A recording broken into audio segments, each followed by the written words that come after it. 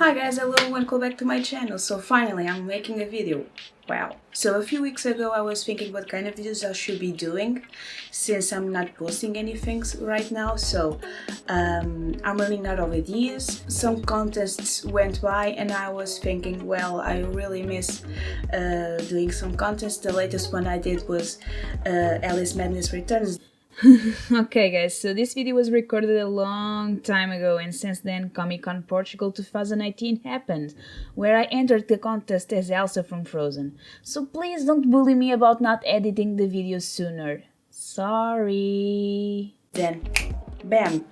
Why not making a video about that particular costume? So in today's video I'm going to show you how I dress as the Red Queen. I did with Kylie Shidra and Darklight Cosplay for the ECG preliminaries that we won and went to the finals at, if I'm not wrong, 2018. It was one of the greatest experiences I ever had. Besides that, it was let's just say it was a really difficult costume to make. It has a lot of challenges, and if you like these kind of videos where I show you how a cosplay is dressed from the bottom to the top and how I made some particular items for a particular cosplay, please comment down below if you want and DM me. And without further ado, we will continue with the video. I hope you guys like it. The first thing to put on is the petticoat, and there are actually 3 of them, so hold on. The first one is a full hoop that was bought on eBay more than 5 years ago. This one came with an elastic band, so you could tie it up around your waist, but since my cosplays are mostly huge dresses, I've worn this a couple of times, which means the elastic band has become looser and looser over time. To overcome that, I decided to make a waistband myself, that will have the similarities and advantages of a corset by having a very tight and slightly smaller waist, but most importantly, to stop other petticoats from moving around, as I will show you briefly. To tie it up, I use shoelaces. Additionally, I use the satin ribbon to function as a belt loop for other additional petticoat pieces. The second is a full ruffle skirt made of tulle. I made this back in the day when I was trying to figure it out how everything around full hem gowns works, so I totally recognize this doesn't look great, but indeed it fulfills its goal of an extra puff.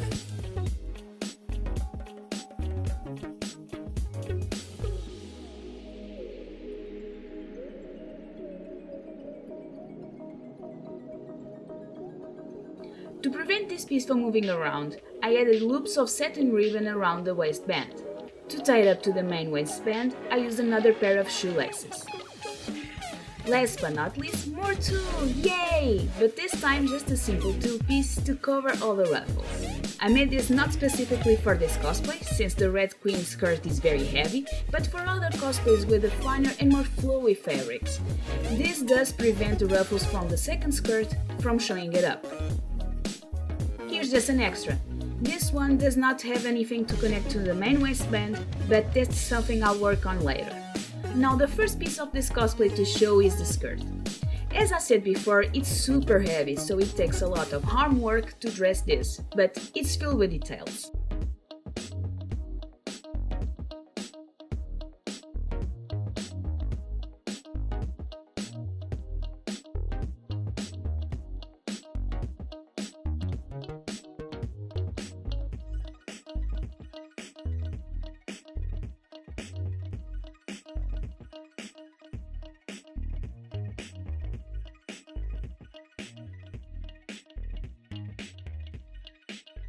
I divided the Queen of Hearts skirt in 3 pieces, a black on top, a purple one in the middle, and a red one underneath. The top skirt, aka the black one, is made out of a really lightweight opaque black fabric, and it's adorned with different golden cords, a ribbon, and rhinestones in order to give a more composed look. To piece them together, I glued them with fabric glue.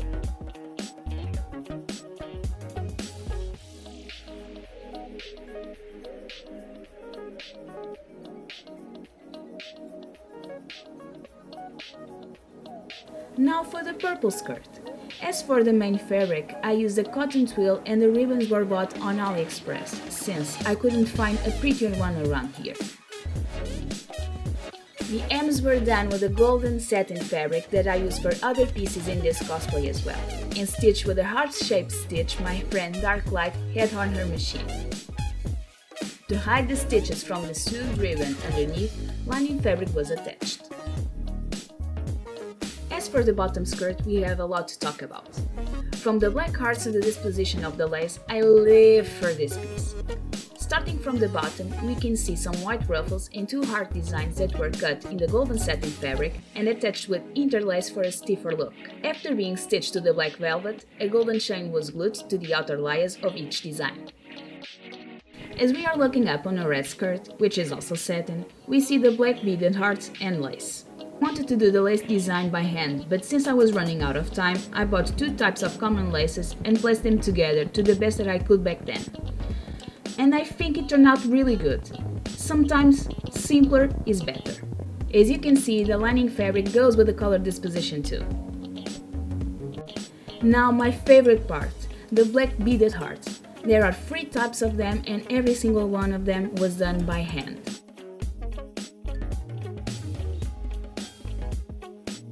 The bases of these pieces are felt, sequins and beads. The biggest one is filled with sequins and outer layer with 2 rows of different beads. The middle one has only 1 row of beads and the smaller one is just sequins.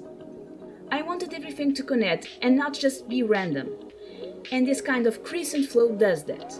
Every detail counts, and this makes total sense in this garment. To attach them all together, a waistband was made of the fabric used for the arms, corduroy, since I needed a very strong fabric to hold this all together. To tie it up, shoelaces. Now the collar. The Red Queen's collar has a particular shape that had to be constructed. The basis for support is a simple white bolero piece, and right around the neck we started to build its shape with steel wire and hot glue, which was covered first with padding material and second by the fabric used for the bolero. To enrich this piece, a fine strand with small pearls was sewed to the pointy ends. To tie it up, a simple white string was used. And the last piece costume-wise is the corset. As you can see, it's not easy to dress either, and it even needs a full pair of, shoelaces.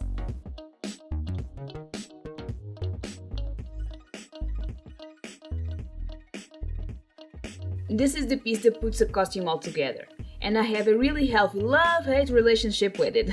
On the top is a red velvet heart with a small heart casted in resin. As we go down, you can appreciate the golden designs around the torso, and lastly, the black hearts. What does distinguish this corset from the others are the arms. Since the Red Queen's arms are enormous due to her huge hands. The balloons are made with a very expensive, almost duochromatic purple fabric, topped with the red pleather hearts. The corduroy that I talked about earlier was used as the top layer for the arms, with a gold satin fabric used as bias tape. And underneath, a red satin piece with white ruffles at the edge of it. And the costume is complete. This costume was a big challenge for me, and even though I know some things could be better, I'm really proud of it. My favorite parts, as I said before, are the black beaded hearts, and I'm eager to know what's yours. Comment down below to let me know your opinion. And that's it, you guys. Thank you so much for watching. I hope you guys like it, and if you have any other critiques, please comment down below. If you have any ideas or want to give me some ideas of what videos to make, please comment. If you like this video, then give it a thumbs up, and don't forget to subscribe to my channel. Follow me on Instagram and Facebook. They are all Chibi Cat Cosplay. Thank you so much. See you on the next video. Bye.